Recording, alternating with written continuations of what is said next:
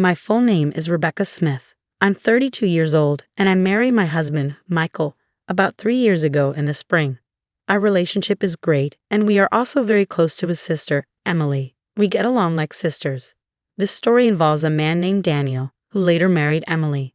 Michael and I have been together for over 10 years, even before we got married, so we are like parents to Emily. We always wished for her happiness and took care of her.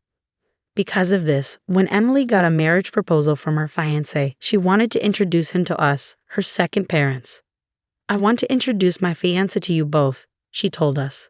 That moment was very special for us as a couple. We felt so happy because Emily, whom we love like a daughter, was finding her partner and working towards a happy future.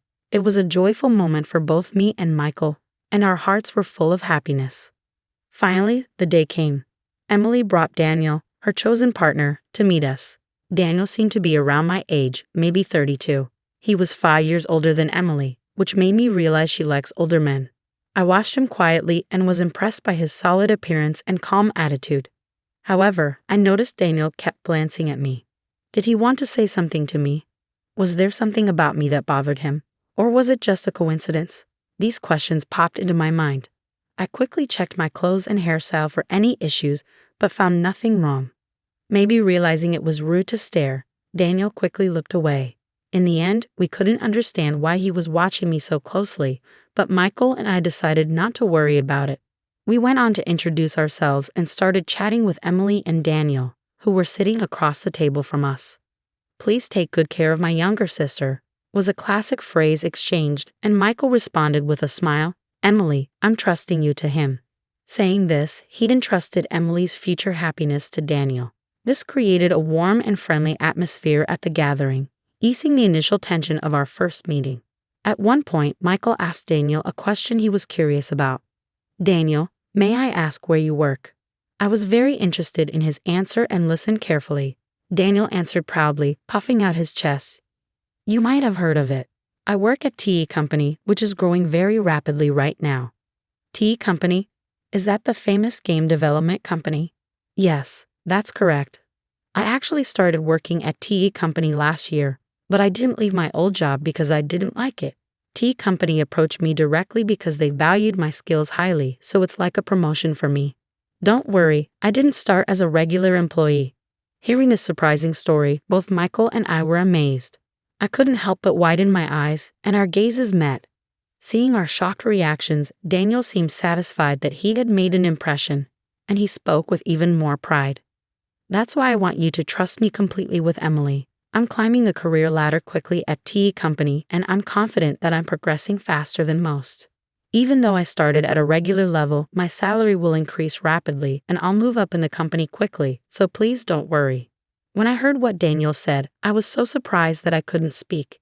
TE Company is super famous, and I know a lot about it. Michael probably knows about it too. But since he doesn't work there, he might not know all the details.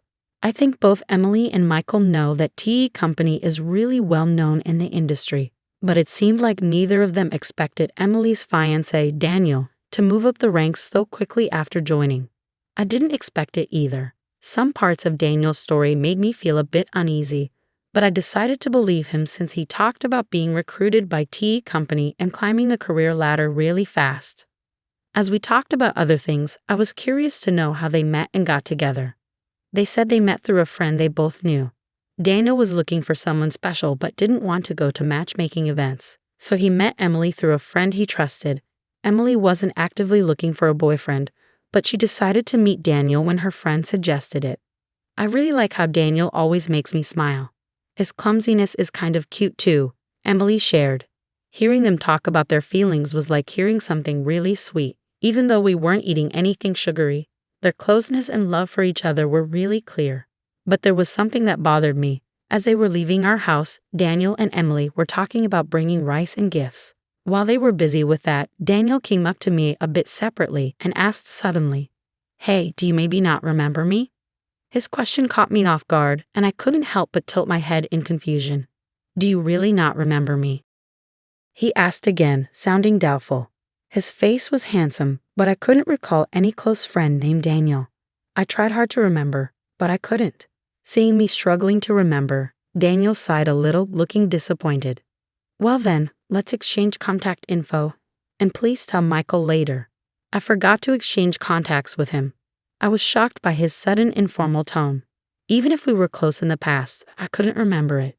And I couldn't recall being close with someone who would speak so rudely. Inside, I was full of questions like, who is he? What kind of relationship did we have? But since Emily was there, I didn't think it was the right time to ask or say anything, so I stayed quiet. After we exchanged contact info, I decided to text him to clear up my doubts. But before I could, he messaged me first, saying, I'm surprised. The girl who used to sit quietly in the corner of the classroom in elementary school is married before me. Your face hasn't changed much since then, so I recognized you right away. Growing up, I lived far away, and in elementary school, I was teased by many classmates. Those memories are painful, so I moved away with my family for middle school. In the new city, I met Michael, a wonderful friend, and we became close. I'd rather not think about elementary school. His words surprised me, so I asked, what do you mean? I didn't want anyone to misunderstand, so I explained that Michael was involved in our messages. We agreed that Michael would be included whenever Daniel and I needed to exchange info. I didn't share my background or reasons with Daniel. After explaining, Daniel smiled warmly and asked, do you remember being called PU girl in elementary school? The term PU girl had a specific meaning. It was used to tease me by my classmates because I was from a single-parent family. Even though we weren't really struggling financially, there was a time when other moms assumed we were just because my mom was a single parent. This rumor might have spread among the kids and led to the teasing. Because of this, and because my mom was considering taking legal action against the moms spreading rumors, I decided to move to a new place. Since then, I haven't heard that unpleasant nickname, which used to cause me so much trouble. But one day, I was surprised when a man admitted he didn't even know what the word poor meant. I calmly told him, please watch what you say. You're my sister-in-law's fiancé, and that's all. Please don't say things that don't make sense. After that, he didn't message me anymore. Maybe he took my words seriously and realized he shouldn't be rude. But watching all this, Michael seemed really uncomfortable with the way the man spoke, and his face changed quickly. What is that guy even thinking? It's like he doesn't realize he's talking to the sister-in-law of the woman he's going to marry, and bringing up stuff from elementary school and acting like nothing's changed.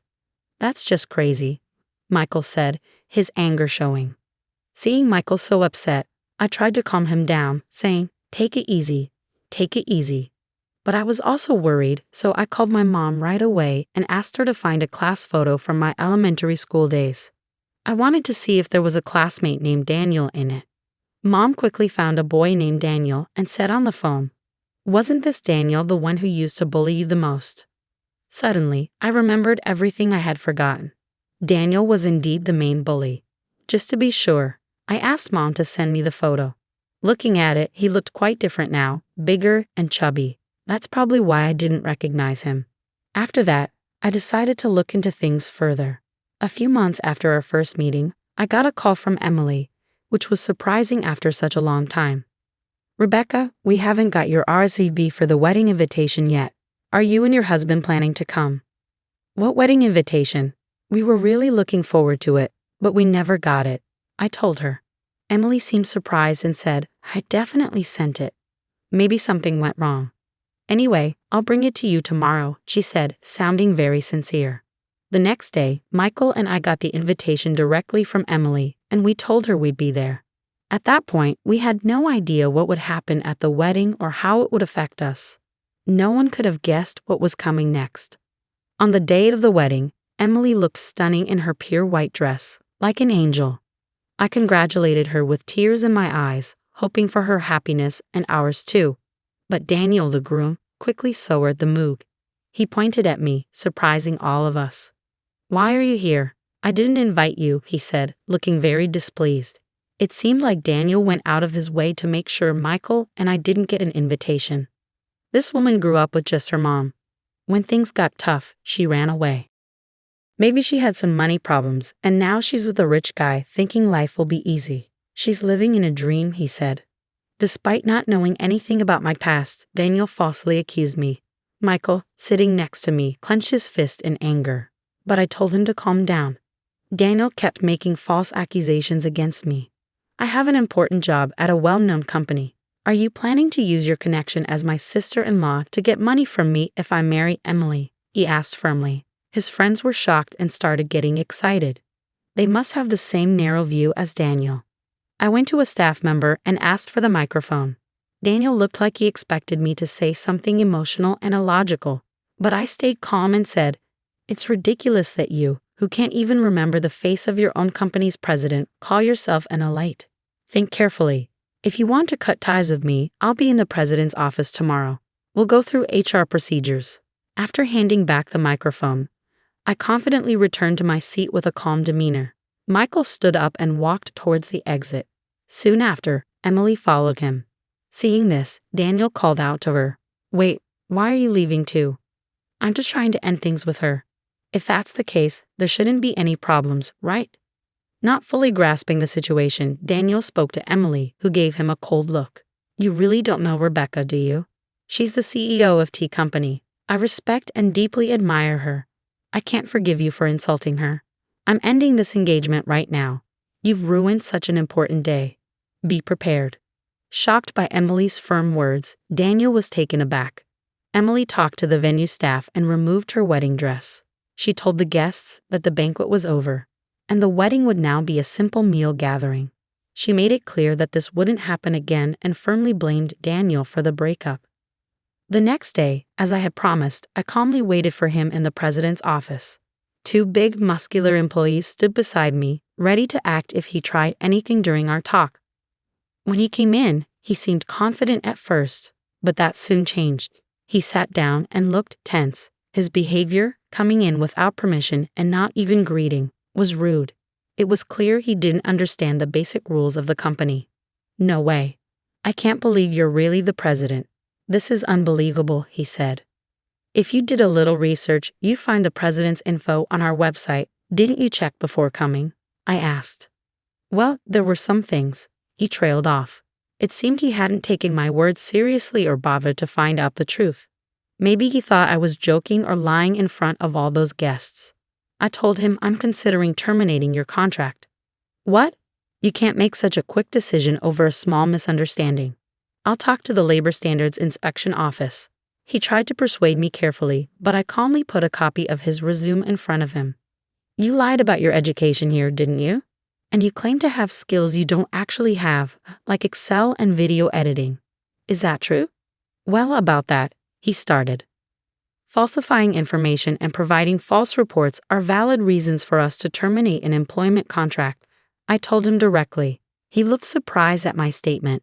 In fact, I had a strange feeling about him since our first meeting. Afterward, I checked everything thoroughly. Normally, our company doesn't use headhunting methods. Even if we do, I personally meet and interview recommended candidates. But I don't remember having a deep conversation with Daniel. He joined through our regular hiring process and started as a regular employee. He claimed to be aiming for promotion and said he was skilled with certain software, but he actually wasn't. That's why he never got promoted. His self-assessment was very high, and I found that suspicious, so I looked into his attitude. He was lazy at work and seemed content just to be part of the company. I tried to help him improve, but he didn't change. Now that he's broken off his engagement with Emily, there's nothing special between us. He continues to act unpleasantly, making me uncomfortable, so I see no reason to be lenient with him. I promptly asked Daniel to leave the company. Since he had only been with us for less than 6 months, there was no need to consider severance pay or handing over specific duties over such a short time. "Can't you help me out as an old friend?" he pleaded. But I coldly replied, "I don't see any reason to continue our relationship," and arranged for other staff to handle his immediate departure. It seems he was hoping for financial help from his father, but because of the outrageous rumors he spread, that didn't happen. There's a past incident where my mother sued for defamation, and Daniel's mother was the victim. My father paid compensation for damages once before. Faced with a similar situation with his son demanding compensation, my father likely reached his limit, stopped providing financial support, and cut ties with him completely. Afterward, Daniel took care of his elderly mother while being pursued for compensation. Eventually, he vanished, seemingly taken away by people in all black clothing, and nobody knows where he is now. Someone might eventually come forward with information about his whereabouts, but I have no plans to actively search for him. Initially, Emily was deeply hurt when she learned about her fiance's background. But time heals, and about 6 months have passed. She's starting to see it positively, saying it's probably best we didn't get married. Lately, her smile has returned, and she's even looking for a new partner. Seeing her happier again, Michael and I are truly relieved. They're even talking about having children now.